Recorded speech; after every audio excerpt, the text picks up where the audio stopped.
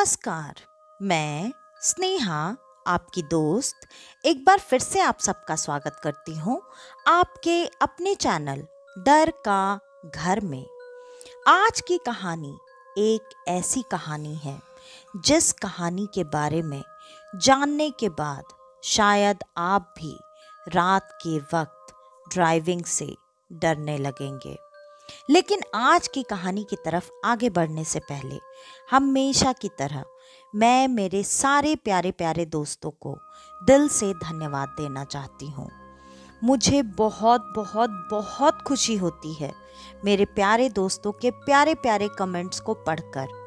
खास करके मैं एक कमेंट आपको पूरा पढ़कर बताना चाहूँगी, क्योंकि इस कमेंट के माध्यम से मुझे आप सबका प्यार साफ साफ दिखाई देता है और ये प्यार मैं आप सबके भी साथ थोड़ा सा बांटना चाहती हूँ।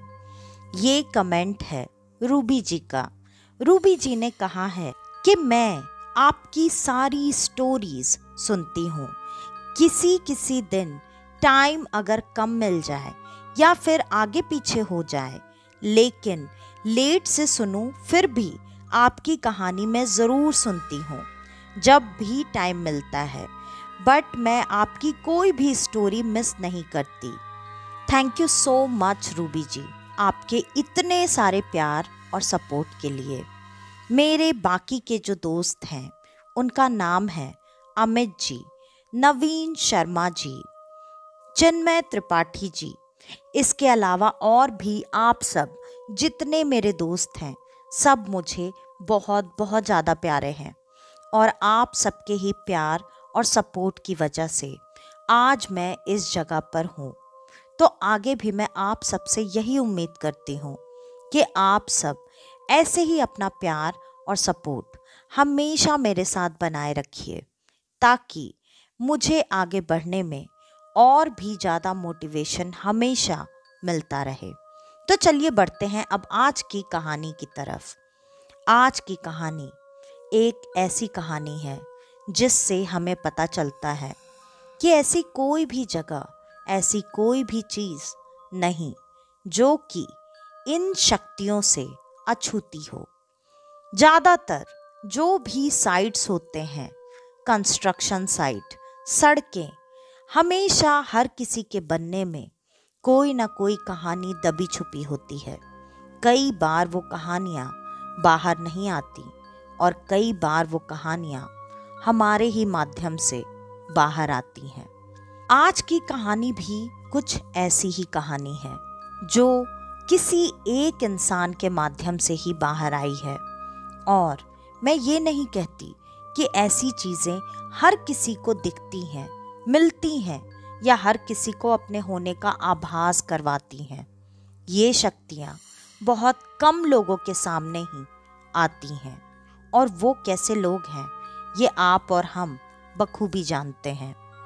ऐसे ही आज की कहानी में जो जगह मैं बताने जा रही हूँ, मैं उस जगह का नाम तो नहीं लूँगी, लेकिन ये एक एक्सप्रेस हाईवे है और इसके बारे में खास करके उन लोगों ने ज़रूर सुना होगा जो महाराष्ट्र में रहते हैं, या फिर वो कभी ना कभी तो इस हाईवे से गुजरे भी होंगे।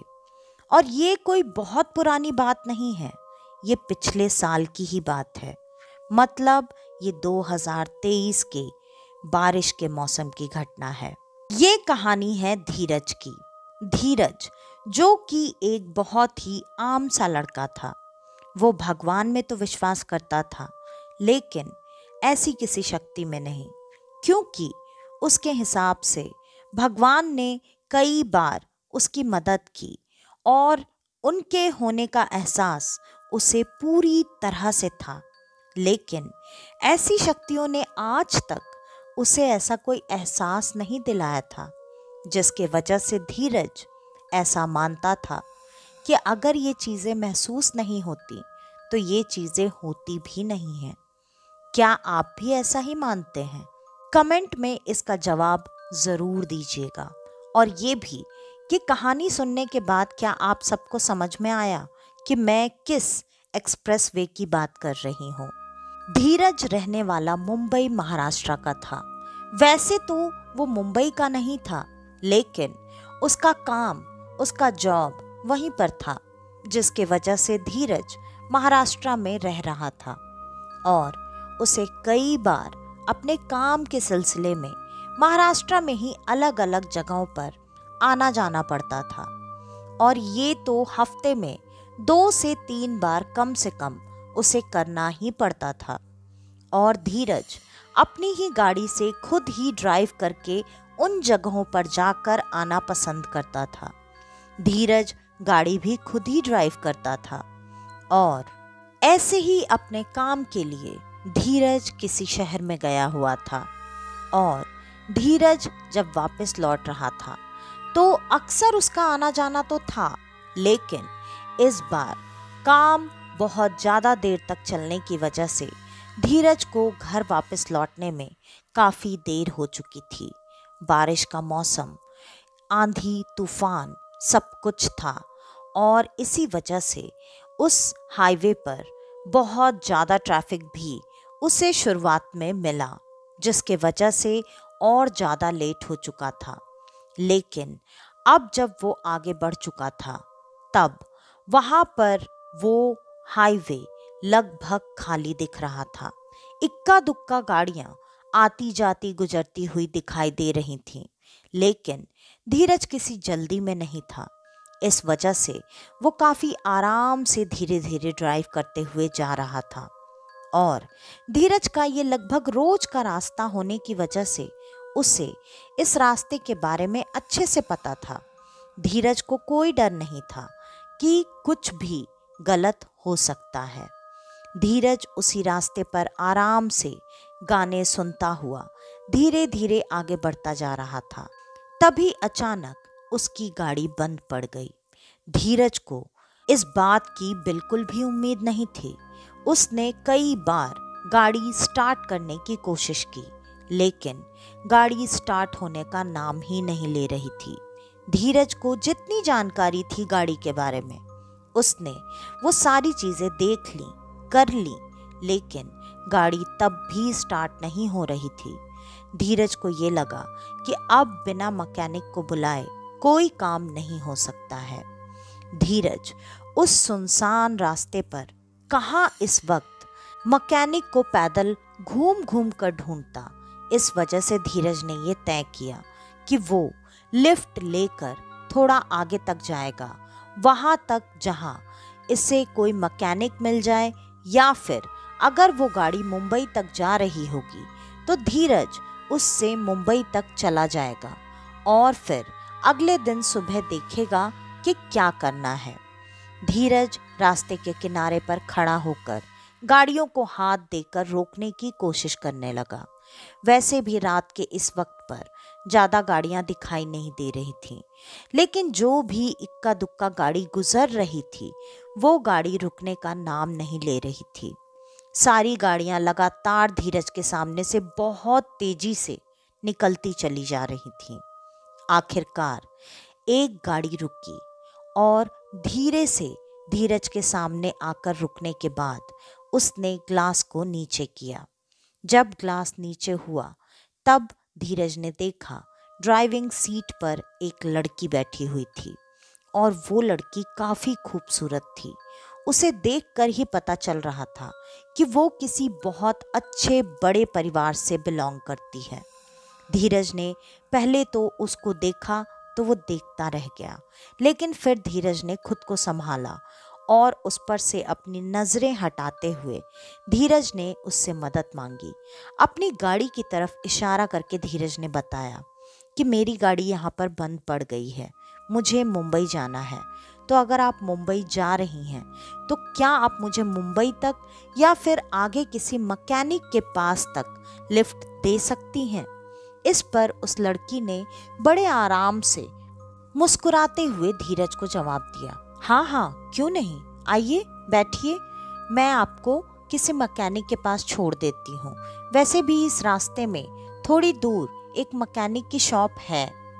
इस पर धीरज भी तुरंत गाड़ी का दरवाज़ा खोलकर अंदर बैठ गया। धीरज गीला इस वजह से नहीं हुआ था क्योंकि उसने गाड़ी में अपने साथ छाता कैरी किया हुआ था और धीरज उसी छाते में तब से खड़ा था। धीरज ने छाते को बंद करके नीचे अपने पैर के ही पास रख दिया और थोड़ी दूर तक वो दोनों चुपचाप गाड़ी में आगे बढ़ते रहे। लेकिन धीरज को ये चुप्पी अच्छी नहीं लग रही थी। धीरज ने बात को सामान्य तरीके से आगे बढ़ाने के लिए पहले उस लड़की को अपना नाम बताया, फिर उससे उसका नाम जानने की कोशिश की। उस लड़की ने अपना नाम परी बताया और धीरज ये नाम सुनते ही हल्का सा मुस्कुराया, क्योंकि धीरज को ये नाम उसके चेहरे रूप रंग के साथ बिल्कुल मैच करता हुआ दिख रहा था। इस पर परी ने तुरंत ही कहा, क्या बात है, मेरा नाम सुनकर आपको हंसी क्यों आई? इस पर धीरज ने तुरंत जवाब दिया, नहीं नहीं, ऐसी कोई बात नहीं है, बस अगर आपको कहूँ तो आप बुरा तो नहीं मानेंगी। इस पर उस लड़की ने कहा, नहीं बिल्कुल नहीं, बताइए। फिर धीरज ने कहा, आपका नाम आपके चेहरे को, आपके रूप रंग को बिल्कुल सूट करता है। और इतना सुनते ही वो लड़की शर्मा गई। उसने तुरंत नजरें नीची कर ली। धीरज को लगा माहौल थोड़ा सा अजीब हो जाएगा। इस वजह से उसने बात बदलते हुए अपने बारे में, अपने काम के बारे में बातें करना शुरू कर दिया और उस लड़की से जानने की कोशिश की कि वो यहाँ पर क्या कर रही है और वो मुंबई क्या करने जा रही है। तब उस लड़की ने बताया कि उसकी एक सहेली काफी सालों के बाद यहाँ मुंबई आई है, जिससे वो मिलने के लिए जा रही है। और ऐसे ही दोनों बातें आगे करते रहे और गाड़ी धीरे धीरे आगे बढ़ती रही। थोड़ी देर में धीरज एक जगह पर पहुंच चुका था, जहां ढाबा, थोड़ी बहुत और खाने पीने की चीज़ों की दुकान, उसके साथ साथ एक मैकेनिक की दुकान भी थी, जो कि धीरज की अच्छी किस्मत की वजह से खुली हुई थी। धीरज ने तुरंत ही गाड़ी रोकने के लिए कहा और परी भी पहले से ही इस जगह के बारे में शायद जानती थी। वो गाड़ी की रफ्तार को पहले ही धीमा कर चुकी थी और उसने धीरज के बोलते ही तुरंत ब्रेक लगाए। गाड़ी वहीं पर रुक गई। धीरज ने थैंक यू कहा और वो उतर कर जाने ही वाला था कि पता नहीं धीरज के मन में अचानक क्या आया। धीरज ने ये कहा कि अगर आप बुरा ना माने तो मुझे आपका फ़ोन नंबर मिल सकता है क्या? परी ने भी इस पर ज़्यादा सवाल जवाब नहीं किया। उसने कहा, हाँ बिल्कुल, क्यों नहीं। और परी ने तुरंत ही अपना कार्ड अपने पर्स में से निकालकर धीरज के हाथ में थमा दिया। धीरज ने मुस्कुराते हुए थैंक यू कहा और ये कहा कि हम टच में रहेंगे। दोनों अपने अपने रास्ते चले गए। वो लड़की गाड़ी लेकर आगे बढ़ चुकी थी। धीरज उस मैकेनिक के दुकान की तरफ बढ़ चुका था और वहां पहुंचकर धीरज ने अपनी गाड़ी के बारे में बता दिया। धीरज ने जब अपनी गाड़ी के बारे में बताया, तब मैकेनिक ने उसे ये कहा कि मैं तो आपको यही सलाह दूंगा कि आप रात में यहीं मेरे दुकान पर ही रुक जाइए। वहाँ जो जगह आप बता रहे हैं, इस समय जाना बिल्कुल सही नहीं है। धीरज ने कहा, मतलब? मैकेनिक ने कोई भी बात ज़्यादा डिटेल में नहीं बताई, लेकिन उसने ये कहा, भैया आपकी किस्मत अच्छी है कि आप सही सलामत आ गए हैं, वरना अगर आपकी किस्मत अच्छी नहीं होती तो कुछ भी हो सकता था। धीरज को अभी भी कोई बात समझ में नहीं आ रही थी, लेकिन धीरज ने उस मैकेनिक से रिक्वेस्ट किया कि आप प्लीज़ मेरे साथ चलिए, गाड़ी बन जाएगी तो मैं खुद आपको यहाँ तक छोड़कर ही आगे बढ़ूँगा। इस पर उस मैकेनिक ने धीरज की सिचुएशन को समझते हुए उसके साथ चलने के लिए हाँ कर दिया और अपने साथ साथ एक और हेल्पर को लेकर वो तीनों धीरज की गाड़ी की तरफ आगे बढ़ गए। और फिर धीरज की गाड़ी के पास पहुंचकर उसने गाड़ी को देखा और गाड़ी को कुछ करने की ज़रूरत ही नहीं पड़ी। लगा जैसे धीरज झूठ बोलकर उनको वहां तक लेकर आया था। उसने गाड़ी को सिर्फ एक बार स्टार्ट करने को कहा और धीरज के गाड़ी स्टार्ट करते ही गाड़ी तुरंत स्टार्ट हो चुकी थी। लेकिन ऐसा कैसे हो सकता था, क्योंकि धीरज की गाड़ी तो सच में बंद पड़ गई थी। धीरज ने चेक भी किया, कई बार कोशिश भी की, फिर भी उसकी गाड़ी स्टार्ट नहीं हुई थी। लेकिन ऐसा कैसे हो सकता है कि उस मैकेनिक ने सिर्फ बोनट उठाकर सारी चीजें देखी और सारी चीजें जगह पर थी, उसने तो कुछ किया भी नहीं, तो गाड़ी कैसे स्टार्ट हो गई। धीरज को भी ये चीज काफी अजीब लगी, लेकिन उसने कुछ भी उस वक्त नहीं कहा और वो ड्राइवर और हेल्पर को लेकर उनकी जगह तक उन्हें ड्रॉप करता हुआ आगे मुंबई के लिए बढ़ गया। और आखिरकार धीरज मुंबई पहुंच चुका था। लेकिन धीरज के दिमाग में बार बार परी का ख्याल आ रहा था। धीरज के दिमाग से वो लड़की उतर ही नहीं रही थी और धीरज अब उससे सच में बात करना चाहता था, उससे दोस्ती करना चाहता था। लेकिन धीरज को थोड़ी हिचकिचाहट भी हो रही थी कि धीरज ने ऐसे तुरंत ही उसका नंबर मांगा और परी ने दे भी दिया। धीरज का एक मन कह रहा था कि धीरज को उससे बात करनी चाहिए, लेकिन दूसरी तरफ उसे ये हेजिटेशन भी था कि ऐसे कैसे वो किसी लड़की से तुरंत फ़ोन नंबर मांग कर बातें करने लगे। इससे कहीं उसका डेस्परेशन तो नहीं झलक रहा। लेकिन धीरज ने इन चीज़ों को आखिरकार इग्नोर किया, क्योंकि धीरज अपने मन के, अपने दिल के हाथों अब मजबूर हो चुका था और धीरज ने उस लड़की से बात करना फ़ोन पर 2 दिनों बाद ही शुरू कर दिया। धीरे धीरे उन दोनों में फ़ोन पे बात करने से ज़्यादा चैट पर बातें हुआ करती थी और उसके बाद धीरे धीरे उन दोनों में फ़ोन पर भी घंटों बातें होने लगी और वो दोनों एक दूसरे के काफ़ी नज़दीक आते चले गए। ऐसे ही बात करते करते लगभग 1 महीना बीत चुका था। इस बीच धीरज कई बार उस रास्ते से, उस हाईवे से आता जाता था और धीरज हर बार परी के बारे में ही सोचता था कि काश एक बार फिर से परी उससे मिल जाए। धीरज को ये बात परी को कहने में बहुत अजीब लग रहा था कि वो मिलते हैं। लेकिन 1 महीना बीतने के बाद परी ने ही सामने से धीरज को मिलने के लिए कहा। उसने कहा, हमने बात करते करते काफ़ी वक्त एक दूसरे के साथ बिता लिया है और मुझे जहाँ तक लगता है हम दोनों एक दूसरे को बहुत अच्छे से समझने भी लगे हैं। आपको नहीं लगता कि हमें मिलना चाहिए? धीरज ने तुरंत एक्साइटेड होते हुए जवाब दिया, हाँ हाँ क्यों नहीं, मैं भी तो यही सोच रहा था। और जैसे ही धीरज ने ये लाइन खत्म की, धीरज को एहसास हुआ कि वो अपने जिस डेस्परेशन को छुपाना चाहता था वो तो उसने जाहिर कर दिया है। अब इस पर धीरज तुरंत शांत हो गया। परी ये समझ चुकी थी और परी उधर से हंसते हुए बोली, हाँ ठीक है, मिलेंगे हम। जगह वही रहेगी जहाँ हम पहली बार मिले थे। और धीरज को ये थोड़ा अजीब तो लगा, लेकिन उसने ये सोचकर बात टाल दी कि ठीक है, परी के यहाँ पर जाना मेरे लिए ज़्यादा दूर पड़ेगा और परी को मुंबई आना उसके लिए दूर पड़ेगा, तो ठीक है, बीच के किसी जगह पर मिल लेंगे और फिर खाना पीना घूमना फिरना करके हम दोनों अपने अपने रास्ते। धीरज ने तुरंत हाँ कर दिया और वो दोनों अगले दिन वहीं उसी जगह पर मिलने वाले थे। परी ने दिन की जगह शाम चुना था और शाम भी ऐसी कि सूरज ढलने के बाद, लगभग रात के 9 बजे। धीरज ने जब ये पूछा कि इतना लेट क्यों मिलना चाहती हो, तब परी ने अपने काम का बहाना बना दिया, साथ ही साथ ये भी कहा कि काम तो तुम्हारा भी है।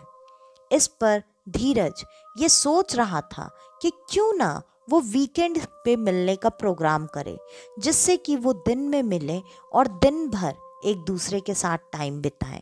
लेकिन वीकेंड आने में अभी वक्त था और धीरज भी ज़्यादा लंबा इंतज़ार नहीं करना चाहता था। इसके वजह से उसने तुरंत ही हाँ कर दिया। अगले दिन धीरज पूरा दिन बेचैन था कि कब जल्दी से शाम होगी, उसका काम खत्म होगा और वो परी से मिलने के लिए जाएगा। और देखते ही देखते दिन निकल गया, शाम भी आ गई और रात के 9 भी बजने वाले थे।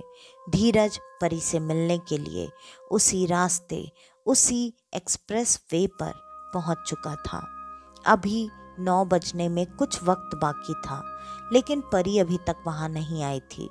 धीरज खुद को ये सोचकर टालता रहा, समझाता रहा कि हो सकता है वो काम में बिजी हो। धीरज ने इस बीच कई बार परी का फ़ोन ट्राई किया, लेकिन उसका फ़ोन नहीं लग रहा था। धीरज वहां लगातार खड़ा होकर इंतज़ार कर रहा था। रात के 10:30 बजे परी आई और परी को देखकर धीरज ये भूल गया कि वो कितनी देर से उसका इंतज़ार कर रहा है। वो परी से बहुत खुश होकर मिला। दोनों वहीं पर बैठकर बातें कर रहे थे। उस हाईवे के एक तरफ धीरज की गाड़ी पार्क थी और दूसरी तरफ परी की गाड़ी। वो दोनों बातें कर ही रहे थे कि तभी परी ने ये कहा कि मेरा फ़ोन मैंने गाड़ी में ही छोड़ दिया है और फ़ोन साइलेंट पर है। हो सकता है किसी का फ़ोन आए, तो मैं अपना फ़ोन लेकर आती हूँ और उसमें वॉल्यूम देती हूँ। इस पर धीरज ने तुरंत ही हामी भर दी। परी धीरज की आंखों के सामने ही उस हाईवे को क्रॉस करते हुए दूसरी तरफ चली गई। वहां उसकी गाड़ी खड़ी थी। उसने दरवाज़ा खोला, अपना फ़ोन निकाला और लौट कर जैसे ही धीरज की तरफ बढ़ रही थी, तभी अचानक कहीं से एक ट्रक बहुत तेजी से आया और देखते ही देखते उस ट्रक ने धीरज की आंखों के सामने परी को धक्का मार दिया और परी उस तेज चलते हुए ट्रक से टकराकर काफी दूर जाकर गिरे। धीरज परी को देखकर जोर जोर से चिल्लाने लगा, रोने लगा। वो भागते हुए परी के पास आया और उसने परी को वैसे लहूलुहान देखा और धीरज ये देखकर खुद को संभाल ही नहीं पा रहा था। उसने तुरंत ही परी को उठाकर अपनी गाड़ी में डाला और वो उसे नज़दीक के हॉस्पिटल ले जाने की कोशिश करने लगा, लेकिन परी ने साफ साफ उसे धीमी आवाज़ में मना किया कि नहीं, अब मेरा वक्त शायद ख़त्म हो चुका है। तुम मुझे कहीं मत लेकर जाओ। तुम बस मेरे पेरेंट्स को फ़ोन करके बता दो कि मैं उनसे बहुत ज़्यादा प्यार करती हूँ और वो आकर मुझे यहाँ से लेकर जाएंगे। और तुम मुझसे एक वादा करो, तुम उन्हें फ़ोन करने के बाद यहाँ से चले जाओगे। मैं नहीं चाहती कि मेरे पेरेंट्स तुम्हें देखें या तुम्हारे बारे में कुछ भी जाने। धीरज को ये चीज़ें काफ़ी अजीब लग रही थीं, लेकिन परी को ऐसे छोड़कर जाना भी अजीब लग रहा था। लेकिन धीरज कर क्या सकता था? वो शायद परी के आखिरी शब्द थे। ये सोचकर धीरज ने उसकी सारी बात मान ली और धीरज ने परी के ही फ़ोन से किसी को फ़ोन लगाया और उन्हें आकर परी को लेकर जाने को कहा। और धीरज अपने वादे के मुताबिक परी को वहीं छोड़कर नम आंखों के साथ आगे बढ़ गया और वो अपने घर पहुंच चुका था। परी का चेहरा उसकी आंखों के सामने से हट ही नहीं रहा था। धीरज के आंसू नहीं रुक रहे थे। वो बार बार ये जानना चाहता था कि परी ने क्यों उसे उसके आखिरी वक्त में साथ नहीं रहने दिया। और धीरज ये बार बार सोचकर फूट फूट कर रो रहा था। धीरज को ऐसा गहरा सदमा लगा था कि लगभग 2 हफ्ते तक तो धीरज ना तो अपने घर से निकला, ना ही ऑफिस गया। धीरज पूरी तरह से परी के गम में डूबा हुआ था। आखिरकार उसका एक दोस्त एक दिन उसके घर पर आया और उसने घर पर आकर ये कहा कि तुम क्यों नहीं ऑफिस आ रहे हो। धीरज ने अभी तक परी के बारे में किसी को कुछ भी नहीं बताया था, लेकिन आज परी के जाने के बाद पहली बार किसी ने सामने से उससे परी से रिलेटेड कोई बात की थी। धीरज खुद को संभाल नहीं पाया। वो अपने दोस्त के सामने वैसे ही बच्चों की तरह फूट फूट कर रोने लगा और उसने सारी बात शुरू से लेकर अभी तक की अपने दोस्त को बता दी। और धीरज की वैसी हालत देखकर उसने तुरंत ही धीरज को समझाते हुए कहा, अरे भाई, तू इतना निगेटिव क्यों सोच रहा है? क्या पता, हो सकता है वो बच गई हो, उसके पेरेंट्स आए हो, उसे ले गए हो, वो ठीक हो गई हो। तूने एक बार भी पता करने की कोशिश की? फोन लगाया परी को? ये सारी बातें सुनकर धीरज को भी थोड़ा सा होश आया और उसे काफी अजीब लगा कि ये उसने क्यों नहीं सोचा। और धीरज ने तुरंत ही अपना फोन उठाकर परी को कॉल करने का तय किया। लेकिन रात के लगभग 11 बज रहे थे। उसे ये टाइम सही नहीं लगा, क्योंकि अगर उसका एक्सीडेंट हुआ था और वो हॉस्पिटल में होगी तो ये वक्त आराम कर रही होगी। इसके वजह से धीरज ने सुबह परी के नंबर पर कॉल करने का तय किया। उसका दोस्त उसे दिलासा देकर चला गया था। उसके दोस्त की बातों से धीरज के अंदर एक ऐसी पॉजिटिविटी, ऐसी उम्मीद की रोशनी आ गई थी, जिसके वजह से धीरज आज लगभग 2 हफ्ते के बाद थोड़ी ही देर के लिए सही लेकिन सोया था। और जब धीरज की नींद खुली तो सुबह के 10 बज रहे थे। धीरज ने तुरंत ही अपना फोन उठाया और परी का नंबर डायल कर दिया। परी का नंबर काफी देर तक रिंग होते होते होते कट गया। अब धीरज का मन वापस से भारी हो रहा था। उसके मन में फिर से अजीब अजीब से ख्याल आने लगे।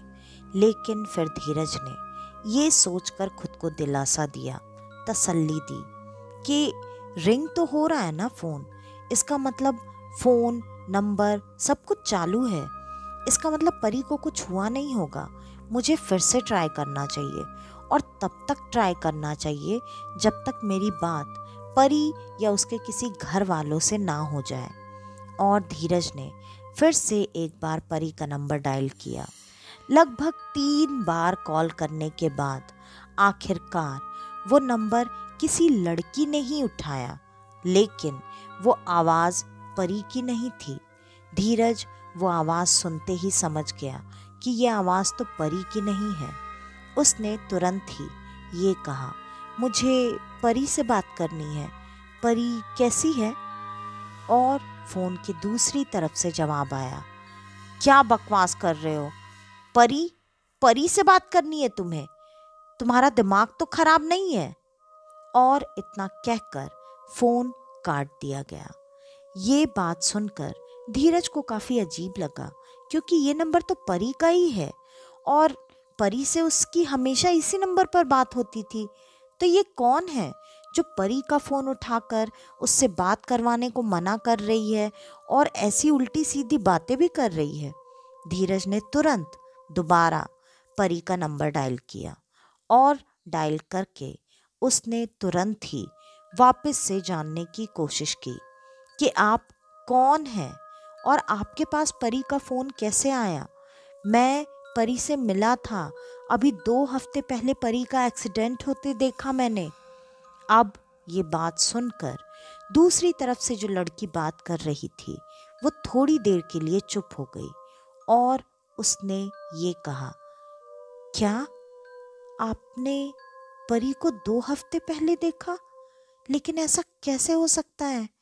परी की तो मौत 4 साल पहले हो चुकी है। ये बात सुनते ही धीरज तो जैसे जमीन पर था ही नहीं। धीरज गिरने ही वाला था, लेकिन उसने खुद को जैसे तैसे संभाला और सारी बात उस लड़की को बता दी और अब उससे ये जानने की कोशिश की कि वो कौन है।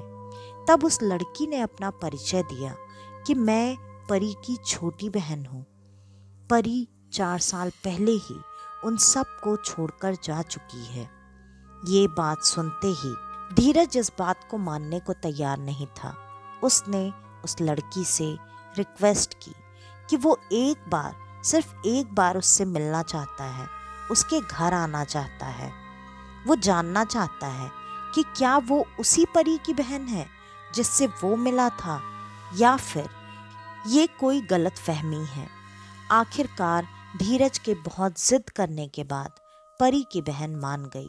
उसने अपना एड्रेस दिया। एड्रेस बिल्कुल वही था जो कि परी ने बताया था। पूरे डिटेल में एड्रेस तो धीरज के पास नहीं था, लेकिन जो शहर, जो मोहल्ला या गली बताई गई थी, वो जगह वही थी। धीरज के मन में डर था, लेकिन फिर भी धीरज ये कैसे मान सकता था? वो परी से एक बार नहीं, दो दो बार मिला था। तो ऐसा कैसे हो सकता था? कैसे परी 4 साल पहले मर सकती थी? धीरज इन्हीं सब सवालों में उलझा हुआ परी के घर की तरफ बढ़ता जा रहा था।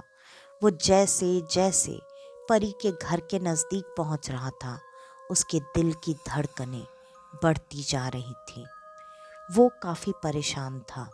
आखिरकार वो उस घर के आगे पहुंच चुका था जो परी का था, शायद। और वो गाड़ी से उतरा। उसने घर के अंदर जाने की कोशिश की। घर के अंदर वो जाता इससे पहले ही गेट पर वहां एक लड़की आ चुकी थी। उसने तुरंत ही गेट अंदर से खोला और धीरज को देखकर कहा, आप ही धीरज हैं? इस पर धीरज ने हाँ में सर हिलाया और उसने पूछा, आप परी की बहन हैं? उसने भी हाँ में सर हिलाया और वो आगे बढ़ने लगी। धीरज चुपचाप, बिना कुछ बोले, बिना कुछ पूछे, उसके पीछे पीछे घर के अंदर जाने लगा।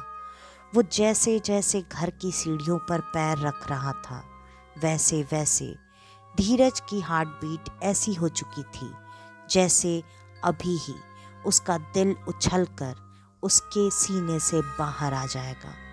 लेकिन धीरज चुपचाप सर को झुकाए हुए घर के अंदर आ चुका था। सामने एक बड़ी सी फोटो लगी हुई थी जिस पर हार चढ़ा हुआ था और तुरंत ही परी की बहन ने उस तरफ हाथ का इशारा करते हुए कहा, देखिए ये है मेरी बहन परी। और धीरज ने डरते डरते धीरे धीरे अपने नज़रों को ऊपर उठाना शुरू किया। वो बार बार अपने मन में यही दुआ कर रहा था, हे भगवान, चाहे जो भी हो ये मेरी परी ना हो। भगवान प्लीज़, ये मेरी परी नहीं हो सकती। और जैसे ही उसने तस्वीर की तरफ देखा, उसकी सांसें तो जैसे रुकने ही वाली थीं। वो सच में उसकी ही परी थी।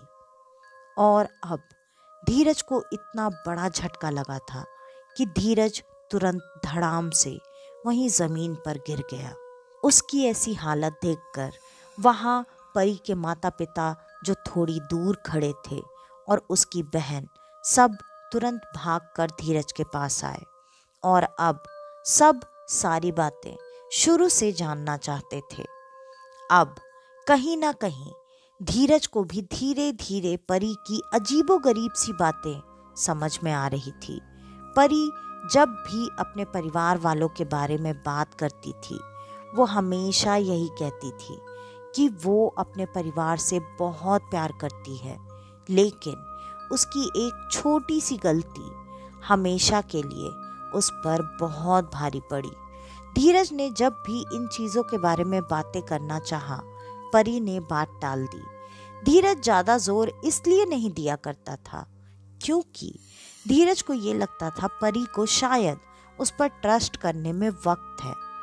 अब धीरे धीरे धीरज जैसे सारी बातें परी की बताते जा रहा था, कई बातें तो धीरज के भी समझ में आ रही थी। और धीरज ने उसके परिवार को ये बताया कि परी आप सबसे बहुत ज़्यादा प्यार करती थी। परी आप सबको आज भी बहुत मिस करती है। वो अपनी किसी गलती के बारे में बात करती है। कौन सी गलती?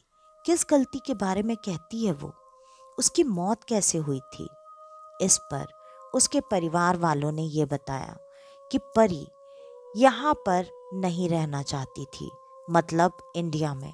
वो इंडिया के बाहर जाकर कोई एक कोर्स करना चाहती थी, लेकिन उसके माता पिता उससे इतना ज़्यादा प्यार करते थे कि उन्होंने परी को इस बात के लिए मना कर दिया। और परी बचपन से ही थोड़ी जिद्दी थी।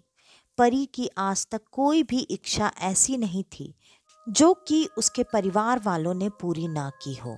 ये पहली बार था कि उसके परिवार वालों ने उसकी इस बात के लिए साफ साफ इनकार कर दिया था। परी ने अपने घर वालों को हर तरह से समझाने की कोशिश की, कई बार कई बातों से कन्विंस करने की कोशिश की, लेकिन कोशिश करते करते आखिरकार परी एक दिन इतना ज़्यादा गुस्सा हो चुकी थी कि परी ने भड़क कर तुरंत ही अपने पापा को ये कहा, ठीक है, अगर ऐसा है तो फिर आप मुझे ढूंढने की कोशिश मत कीजिएगा, मैं जा रही हूँ। और वो गाड़ी लेकर कहीं दूर हाईवे पर निकल गई। अगले दिन हमें ये खबर मिली कि उसने हाईवे के किनारे अपनी गाड़ी को खड़ा किया और खुद जानबूझकर ट्रक के आगे कूद गई। और फिर हमें परी की लाश मिली। वो जिस जगह के बारे में बता रहे थे वो ठीक वही जगह थी जहां पर पहली बार धीरज की कार खराब हुई थी। और अब धीरज को सारी बातें समझ में आ रही थी कि परी उसे इस वजह से मिली और इस वजह से वो उससे ये सारी बातें कर रही थी क्योंकि वो अपने आखिरी वक्त की सारी बातें अपने माता पिता तक पहुंचाना चाहती थी। वो चाहती थी कि उसके माता पिता जाने कि वो इस बात से बहुत दुखी है कि उसने एक छोटी सी बात की वजह से इतना बड़ा और इतना गलत स्टेप उठाया जिसके वजह से वो अब काफ़ी तकलीफ में है। और तो और उसके माता पिता ये जान सकें कि परी अपने माता पिता से और अपनी बहन से कितना ज़्यादा प्यार करती थी। आखिरकार ये सारी बातें जब सबको पता चल चुकी थी तब धीरज अब वहाँ से जाना चाहता था। और धीरज जैसे ही घर के बाहर जाने के लिए पलटा, तुरंत ही धीरज की नज़र परी पर पड़ी। वो दरवाजे पर खड़ी थी, वो मुस्कुरा रही थी और अपने हाथ को हिलाते हुए उसने धीरज को थैंक यू कहा। और उसके देखते ही देखते वो तुरंत हवा में धुएं की तरह गायब हो गई। धीरज फिर से अब मुस्कुराया। उसके मन से लग रहा था जैसे एक बहुत भारी बोझ उतर चुका था। धीरज अब पूरी तरह से सामान्य महसूस कर रहा था और धीरज चुपचाप वहाँ से निकलकर वापस आ गया। परी उसकी जिंदगी में थी तो नहीं, लेकिन अब परी के ना होने का दर्द धीरज की जिंदगी में ऐसा नहीं था। अब धीरज का ये कहना है कि धीरज अगर इस वाक्य के बारे में किसी और से कभी कुछ कहता भी है तो कोई इस बात को मानने को तैयार नहीं होता। तो ये बात सच है, कोई भी चीज़ जब हम पर बीतती है तो उसे समझ सिर्फ हम ही सकते हैं, हमारे अलावा कोई और हमारी चीज़ों को समझे ये ज़रूरी नहीं होता। तो आज की ये कहानी यहीं पर ख़त्म होती है। आपको हमारी आज की ये कहानी कैसी लगी हमें कमेंट करके ज़रूर बताइएगा। और अगर आपको हमारी ये कहानियाँ पसंद आती हैं तो ज़्यादा से ज़्यादा हमारी इन कहानियों को शेयर करें ताकि मेरी थोड़ी सी मदद हो पाए और मेरे लिए एक बहुत बड़ा मोटिवेशन तैयार हो पाए। और अगर आपके पास आपकी ऐसी कोई कहानी है जिस पर और कोई विश्वास नहीं करता तो उस कहानी पर विश्वास करके मैं मेरे सारे दोस्तों तक वो कहानी पहुंचाऊंगी। आप वो कहानी नीचे दिए इंस्टाग्राम आईडी या फिर ईमेल आईडी पर सेंड कर सकते हैं। तो आज के लिए बस इतना ही। मैं स्नेहा आपकी दोस्त आज के लिए लेती हूँ अलविदा। वापस से आपसे मिलने आऊँगी और आप सबको लेकर जाऊँगी कुछ जाने अनजाने किस्से कहानियों के सफ़र पर, आपका अपना डर का घर में। तो तब तक के लिए नमस्कार।